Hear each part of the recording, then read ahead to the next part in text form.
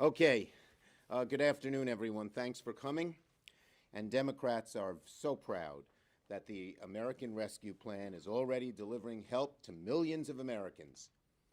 We said before help is on the way. Now we can say help is here.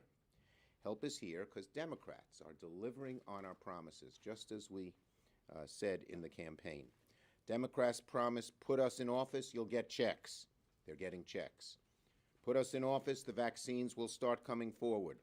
Now over 2.4 million shots are being administered a day. Put us in office and we'll do something about child poverty. The American Rescue Plan cuts poverty in half. We're helping feed the hungry. We're helping people stay in their homes. We're helping our neighborhood restaurants and small venues weather this awful COVID storm. The American Rescue Plan is something every Democrat is obviously very, very proud of. We all came together and we got it done. And there's so much here for us to talk about. President Biden, Vice President Harris, members of the Biden cabinet are barnstorming the country to tout what's in the bill. Democrats kept our promise and we're delivering real help to working Americans. Something not even talked about, the pensions. Last week, a gentleman, construction worker, depending on his pension, actually a Teamster, but he works in construction, depending on his pension, was teary-eyed. He said, if my pension goes down, I don't mind that it hurts me. It hurts my spouse, my wife, my children, my parents. They're all depending on me. Please save it. We've saved it. We've saved it.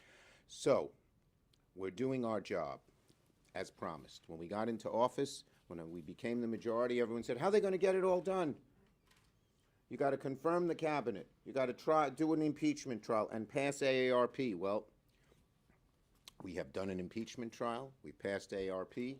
And with the nomination of Mr. Walsh, every cabinet secretary will have been installed, all 16. So we've kept our promise. And so many other good things. Native Americans have far too long been neglected at the cabinet level. Now there's a strong voice in Deb Haaland. Now they have a seat at the table. Small business needs money. Isabel Guzman is being confirmed as Small Business Administrator. We have to have a much tougher, stronger policy against China. Catherine Tai will be confirmed as Trade Rep. And on Thursday, we'll confirm Javier Becerra to be HHS Secretary, and the House will send us a bipartisan bill on PPP. We Senate Democrats support it unanimously. We want it to move as quickly as possible. I just hope our Senate Republican friends will agree to pass the PPP extension without delay so that small businesses that need our help won't fall through the cracks. Senator Durbin. Let me put my mask back on. I vote for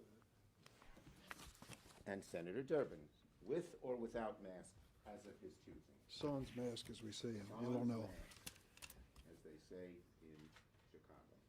12 years ago, you remember when Mitch McConnell pronounced the beginning of the Obama administration the one-term presidency, and then set out to deny any Republican votes for anything Obama wanted. It went on and on and on for months and even years. It was frustrating to be a senator, even worse to be an American looking to the Senate for results. So what plan do the Republicans have in this round? It appears it's the same McConnell playbook. We are not going to play. We are not going to participate. And look what happened. We passed the American Rescue Plan without him. And the American people now get a look at what Mitch McConnell and his Senate Republicans refuse to support. It addresses the most fundamental concerns families have across America. First, the pandemic. Second, the economy. And third, a myriad of other issues, whether it's schools ready for kids or whether it's individuals that receive enough cash to make it through the next few months. These are the bottom line issues for America, and McConnell stays on the sidelines. He refuses to participate. I hope he's wrong. I hope enough Republicans decide this is not the right approach, that they'll join us in bipartisan efforts. There are many things we can't do by reconciliation. We need a bipartisan approach. And I hope they'll see that in the best interest of this country for us to come together. And the argument that this bill, this American Rescue Plan with $1.9 trillion or so, is full of pork, is full of beans. When you get down to it, this bill really does what it says it does. It helps the Americans directly. No sleight of hand, no hidden tricks. It just basically comes through with the money when they need it. It's not only good for them, it's not only good for our communities, but it's good for America. The economists tell us we need to get up off the floor and move forward again together. We're going to do it with the American Rescue Plan. Senator Murray.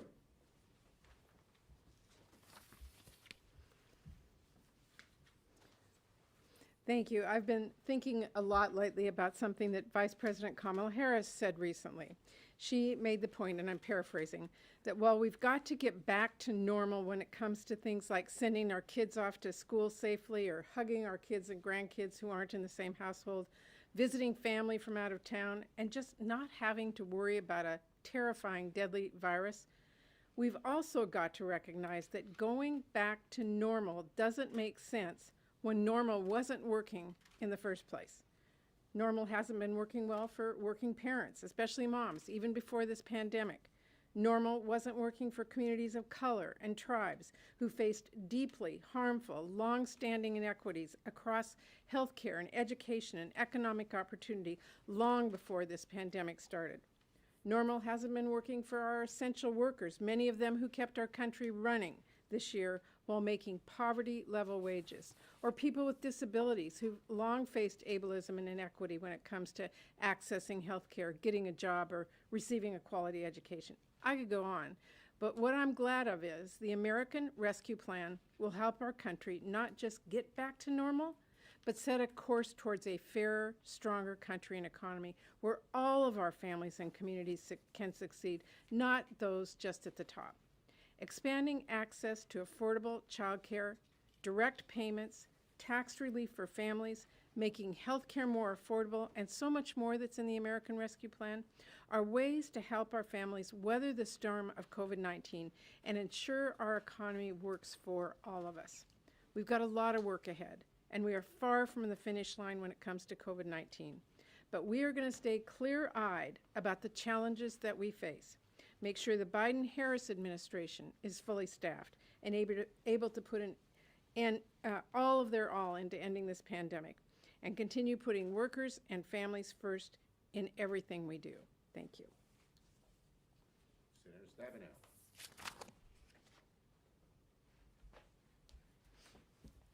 Thank you. Help really has arrived for the majority of people in our country, and certainly for the majority of people in Michigan, and that's why I want to speak to for a moment. Consider a single mom who has two young children, a 3-year-old and a 6-year-old. She lost her job a number of months ago because of the pandemic. She's been worried sick, wondering how she's going to pay the rent, keep the heat on, which becomes an issue in Michigan in the winter, as well as making sure that lights are on and buy groceries for her children.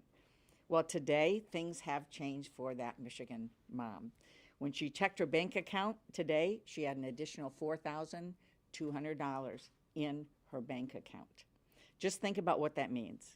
She can make the rent. She can pay some critical bills, even buy some new shoes for her children who seem to grow out of them every single week. And that's just the beginning, because the American Rescue Plan goes far beyond $1,400 checks.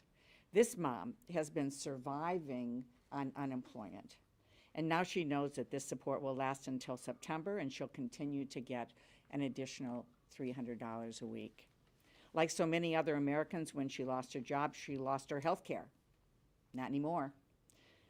The American Rescue Plan is paying for her COBRA payment for the next 6 months. She no longer has to worry about her family that they'll lose their home because the American Rescue Plan provides emergency aid to cover back rent.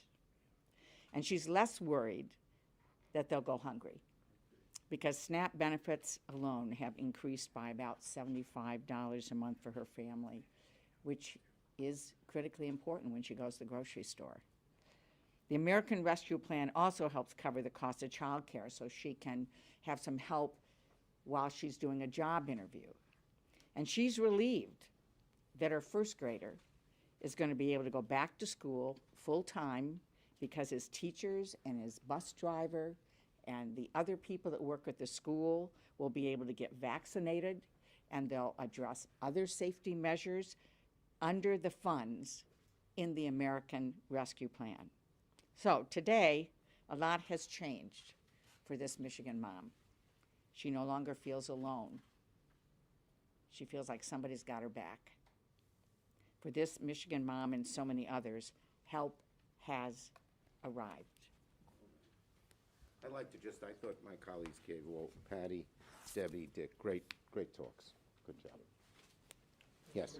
Can I ask if you have a response to Leader McConnell saying today that a change in the cloture rules would turn the Senate into a 100-car pileup with nothing moving? And secondly, on that point, do you agree with Senator Durbin's view that the filibuster has become the Okay, death let me grip of answer democracy? both. First, Senator McConnell is always looking for a diversion.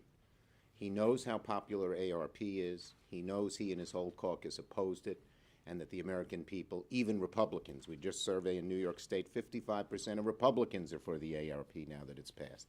So he's always looking for a diversion. As for the issue, we Democrats, all of us, believe we need big, bold change. As I've said before, we hope our Republican colleagues will work with us to produce that change. We will try to get them to work with us. But if not, we will put our heads together and figure out how to go, and everything is on the table.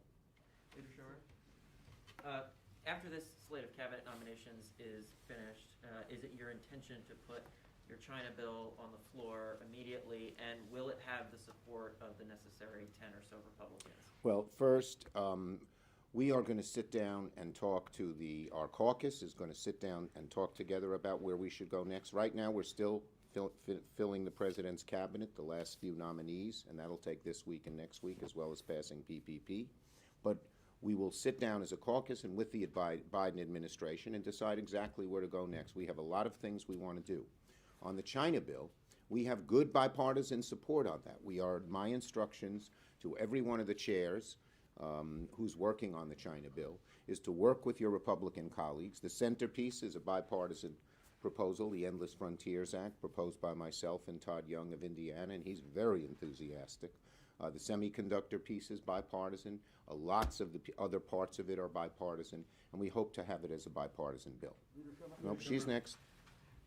Mr. Leader, two questions. One on the issue of immigration. Obviously, there's an emerging crisis at the border, but why don't you think that there is the will right now to fix it in a big way in your chamber? I mean, just yesterday, Senator Durbin said that there's little chance of passing the president's bill. So what do you think? We believe, look, I think the president's bill is great, and as you know, it's not that different from the bill that Senator McCain and I worked in the Senate with the gang of 8.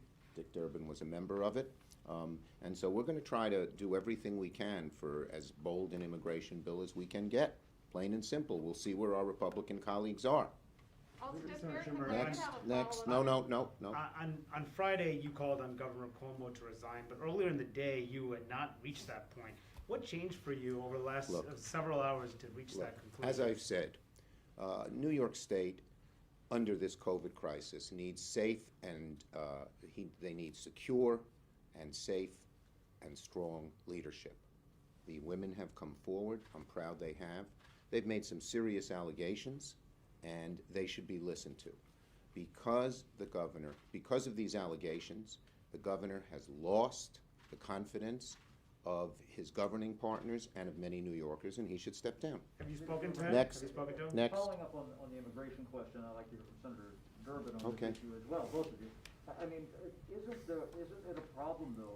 Aren't there divides in your caucus? You said yesterday, Senator Durbin, that the situation at the border made it harder to move a bill, and you said, you know, the bill is similar, the comprehensive Menendez bill, similar to Bill 2013. But we're dealing with a border issue now, therefore shouldn't that reflect what is going on there now? And to your point, doesn't that make it tougher? It's a challenge, and the new administration deserves an opportunity to respond to it. And I think it's going to be part of the conversation about immigration. Let's assume for a second they're successful in doing it. In 6 weeks from now, we don't have a situation that's as challenging as the one today. Does that mean the Republicans will come forward for immigration reform? I'm not sure. But I think we need to deal with this reality at the border. I've said to the administration, come forward with your plan. Mayorkas is testifying maybe tomorrow in the House of Representatives, and I'm looking forward to what his suggestions are. We want to work together. But do you think No. to that end that there's, We don't do one question each. Yep. In order to get meaningful immigration reform done, that may include measures for the southern border as well. Are you able to do that in a comprehensive package, or Well, does look. it have to be done piecemeal? Well, I would like, you look, my strongest desire is to pass comprehensive immigration reform. I've felt that way since 2013 when the House blocked it. And we'll do everything we can to explore that area. The House hasn't sent us the comprehensive bill yet. They're in the process of sending us other legislation. We want to do as much as we can to make immigrants welcome in America, to make sure that America integrates immigrants into our system of government, and we'll keep fighting to get as bold and strong a bill as we can. Would you be open to doing Yes, that? next. We've spent some time now talking about the challenge of immigration. We've talked about infrastructure. I'm curious with Chairman Sanders suggesting perhaps budget reconciliation needs to be used on a transportation infrastructure bill. What do you see getting done in the Senate on a traditional sort of 60 vote margin? Well, as I said, we're going to try to work with Republicans wherever we can. The China bill is a bill. There are other bipartisan bills that are we're talking to our Republican colleagues about, and when we can work with our Republican friends, we will. But we must get bold change, and if our Republican friends block it, we're going to put our heads together and figure out the best way to go. Everything's on the table. It's plain and simple. Okay, thank you, everybody.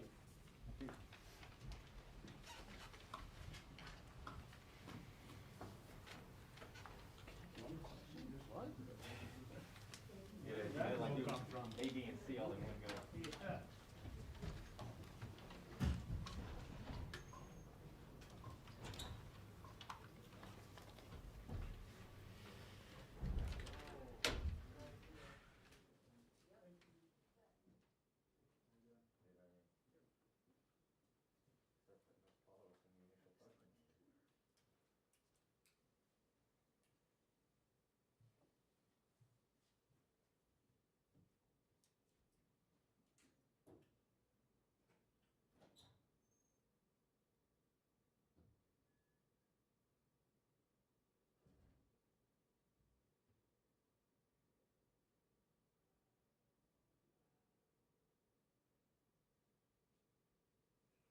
Hey, it's Rick, it's Murph at the Senate Gallery, and we're done here. Thank you. Bye-bye. Hey, Dave, one more question. I dropped off after the, special the other night last week. I dropped back off the fob. I just want to make sure that it got recovered. It was sitting there on the, the switcher desk.